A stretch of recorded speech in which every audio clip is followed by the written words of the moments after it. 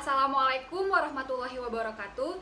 Shalom, Om Swastiastu, Namo Buddhaya, Salam Kebajikan. Halo semuanya, perkenalkan kami dari kelompok RK366 dengan tema Pengembangan Partisipasi Mahasiswa dalam Reforma Agraria Universitas Padjadjaran.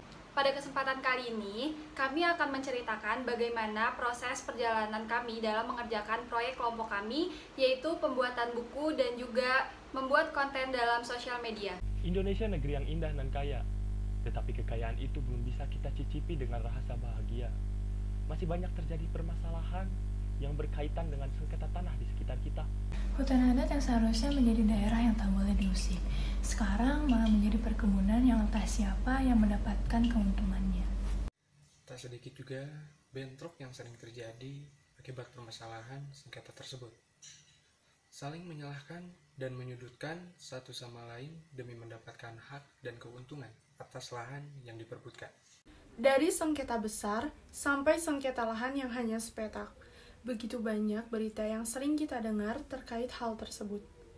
Sampai dengan seorang ibu yang digugat ke pengadilan oleh anaknya, hanya demi sepetak tanah yang tak diwariskan. Yang pertama, karena dari pengalaman selama ini, justru persoalan masalah konflik-konflik agraria, masalah atas konflik-konflik di wilayah adat tidak pernah diselesaikan. Dan di dalam undang-undang ini, yang ada saat ini, undang-undang Cilaka itu tidak menjamin bahwa ini akan menyelesaikan masalah-masalah agraria. Nah, tanpa kemudahan berinvestasi seperti undang-undang Cilaka ini, maka perusahaan pun masalah kita ini kan oligarki. Masalah kita ini adalah oligarki di mana pemerintah dan aparat itu tidak menempatkan lagi dirinya sebagai pelindung dan pelayan masyarakat, tapi melindungi perusahaan. Agraria mungkin bisa ditampilkan, tapi ini juga berdasarkan catatan dari konsorsium ya.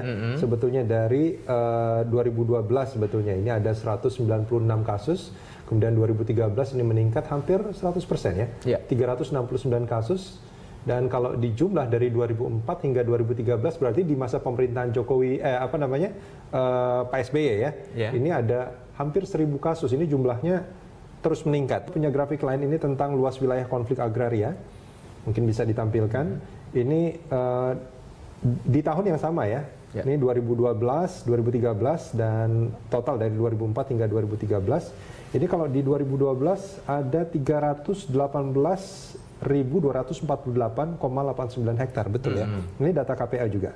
Terus pada 2013 jumlahnya menjadi 1.281.660,09 hektar.